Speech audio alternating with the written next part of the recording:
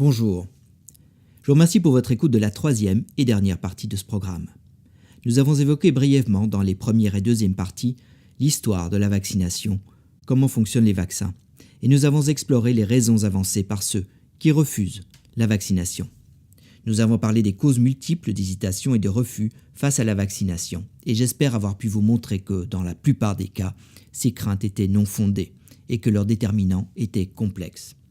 Par ailleurs, nous avons vu qu'une surveillance des problèmes possibles liés au vaccin était de mise, parce que des problèmes surviennent en effet parfois. Dans cette troisième partie, nous allons parler des conséquences du refus de vaccination. Nous parlerons également des conséquences du choix que font certains d'administrer des vaccins différemment de ce qui est d'habitude recommandé. Et pour terminer ce programme, nous parlerons de contre-indications et précautions à la vaccination, ainsi que des stratégies de prévention et de minimisation de la douleur lors de l'administration des vaccins. Alors on peut séparer ces conséquences du refus ou du retard de vaccination en deux grands groupes, les conséquences pour l'individu et celles impliquant la communauté. Pour l'individu, et donc pour un enfant en particulier, on peut également différencier le refus du retard de vaccination. Le refus de vaccination entraîne une augmentation du risque de contracter la maladie couverte par la vaccination, comparé aux enfants vaccinés. Par exemple, 35 fois plus de risque de maladie en cas de non-vaccination contre la rougeole. En effet, dans une série de 1416 cas de rougeole aux États-Unis, sur 15 ans, entre 2000 et 2015, seuls 14% des cas avaient en effet une histoire de vaccination. Et le reste des cas étaient soit non vaccinés, soit avaient une histoire de vaccination inconnue. Le retard de vaccination a été, lui, moins bien étudié. Mais on estime que ce retard augmente la durée de période à risque pour l'enfant en retard de vaccination. On peut penser à l'exemple des jeunes nourrissons qui reçoivent moins de doses de vaccin que recommandé avant l'âge de 6 mois, en augmentant ainsi le risque de développer par exemple la coqueluche ou une méningite à hémophilus. Je vous rappelle des maladies qui sont graves chez le jeune nourrisson. Alors les risques pour la communauté du refus de vaccination a été très bien documenté, très bien étudié. Les petits caractères en bas de la diapositive sont des références, à titre d'exemple, de situations multiples où l'absence de vaccination a entraîné des épidémies de maladies que la vaccination prévient. Ces références sont américaines et nous verrons tout à l'heure que cela s'applique bien sûr également à l'Europe. Pour la communauté, on note donc une augmentation très bien documentée du risque de transmission de maladies, notamment parce que les non-vaccinés sont souvent retrouvés par zone géographique, mais également une augmentation du risque pour les enfants qui sont trop jeunes pour être vaccinés, mais aussi parmi ceux qui sont vaccinés, ceux qui ont eu une réponse peu efficace, moins efficace à la vaccination, et enfin pour ceux qui ont une contre-indication médicale à la vaccination. En effet, on le sait bien, une couverture vaccinale optimale permet d'éviter la propagation de la maladie en coupant la route que crée pour le virus ou la bactérie une chaîne d'individus non vaccinés. Et donc, un individu non vacciné ou non humain, isolé dans une communauté de personnes vaccinées, sera lui-même protégé de l'infection par la barrière que créent les individus vaccinés, humains. C'est le concept de l'immunité grégaire ou de communauté. Et cela montre qu'il est très important d'atteindre un seuil critique d'immunité dans un groupe d'individus pour arrêter la transmission de la maladie. Ce seuil dépend des caractéristiques de la maladie dont on parle. Et nous savons maintenant pourquoi Assurance Tourix n'est pas tombé malade de la variole. Et pourtant, il n'avait pas été vacciné. Il a en effet bénéficié de la protection de ses co-villageois qui n'ont pas développé la variole parce que eux avaient été vaccinés. Et donc voici un aperçu des conséquences du refus de vaccination en Europe, avec l'exemple de la rougeole. Ces données sont extraites de la page rougeole du CDC européen et l'on peut y relever que la rougeole a entraîné un total de 40 décès dans les pays de l'Union européenne entre 2016 et 2017 et que 87% des cas dont le statut vaccinal était connu n'avaient pas été vaccinés. On note également que la rougeole affecte tous les âges. Les adultes peuvent bien évidemment transmettre la maladie aux enfants et inversement. Voici encore ce que cela donne en image. La partie rose du gâteau, celle qu'Obélix aurait bien mangée, représente les cas de rougeole chez les non-vaccinés. Alors avant de terminer cet exposé, je voulais revenir rapidement sur les vaccinations inhabituelles que nous rencontrons d'ailleurs assez souvent dans notre travail à l'ONE. Alors on peut rappeler ici le contexte de la vaccination obligatoire en communauté française de Belgique, en considération de l'intérêt de la collectivité et suite au décret du 27 février 2003 de la communauté française de Belgique.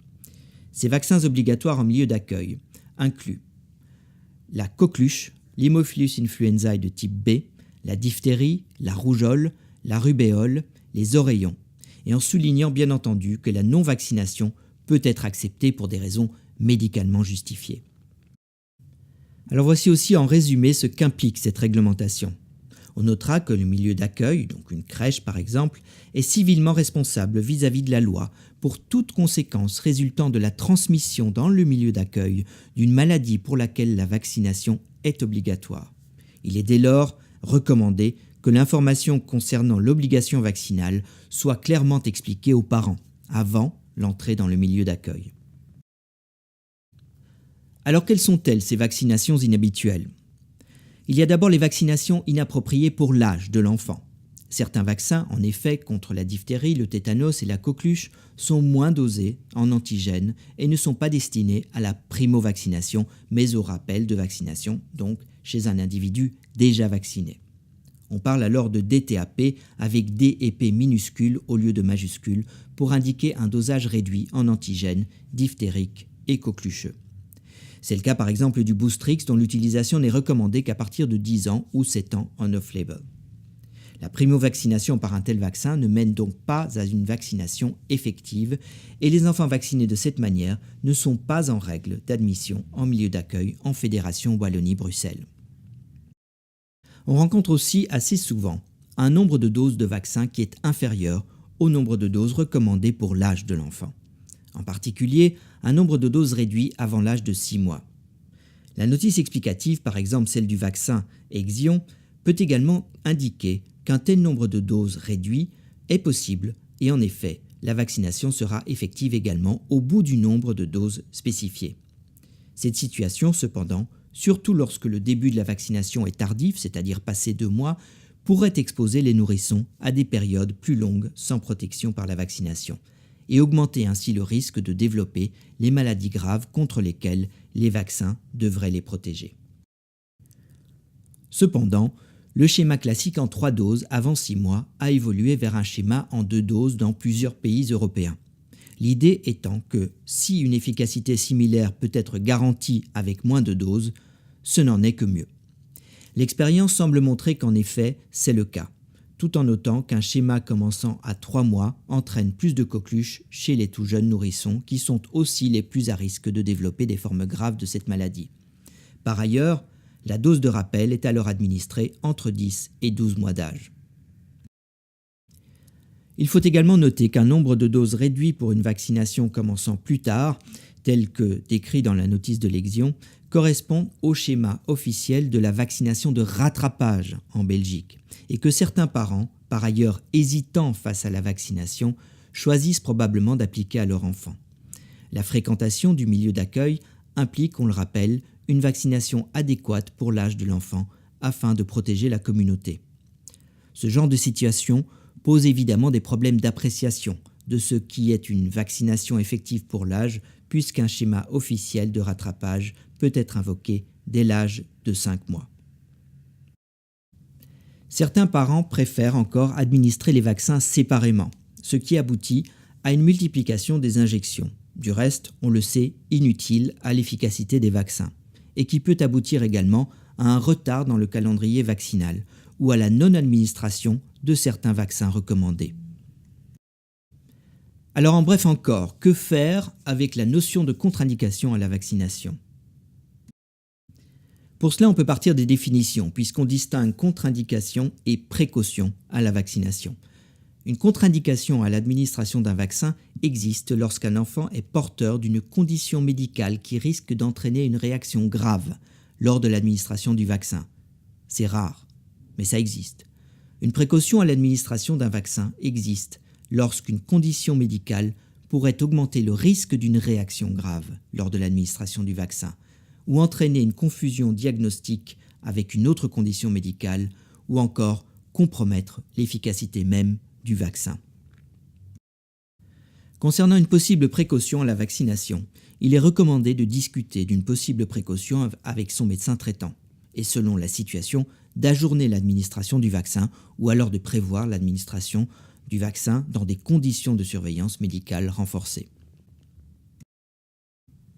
Enfin, et pour clôturer ce programme, on peut rappeler les recommandations de bonne pratique concernant la minimisation de la douleur chez l'enfant lors de la vaccination.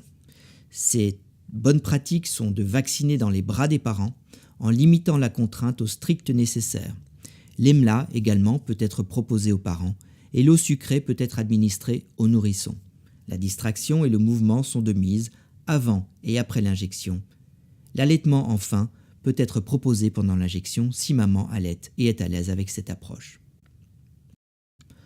En conclusion, on peut rappeler brièvement les bénéfices et limitations des vaccins. Notamment que la vaccination est une des interventions de santé les plus efficaces. On peut citer à titre d'exemple les estimations de maladies, d'hospitalisation et de décès évités par les vaccins. Ici, avec des chiffres américains, des chiffres, vous en conviendrez, assez éloquents. On peut rappeler comment les vaccins passent par des phases d'études précliniques et cliniques avant d'être approuvés par le régulateur, documentation à l'appui. La décision d'administration d'un vaccin est prise après l'estimation du risque de la maladie par rapport au risque possible de la vaccination. L'administration d'un vaccin reste un acte médical pour lequel un risque d'effet indésirable est possible, et il convient donc de rester vigilant. Il est évidemment aussi important de corriger les idées fausses dont nous avons parlé longuement dans cet exposé, notamment en répétant qu'aucun lien n'existe actuellement entre les situations suivantes et la vaccination. L'autisme, un système immunitaire qui serait débordé, l'hépatite B et la sclérose en plaques, l'aluminium ajouté comme adjuvant dans les vaccins et le thymérosal. Voici enfin quelques liens utiles utilisés pour cette présentation et aussi rassemblés par ma collègue, le Dr Paloma Carillo. Je tiens également à remercier mes deux autres collègues, les Dr Ingrid Morales et Dr Clément Brasseur, pour leurs conseils lors de la réalisation de ce travail. Et je vous laisse ici avec cette lettre de Roald Dahl à sa fille Olivia, et je vous remercie pour votre attention.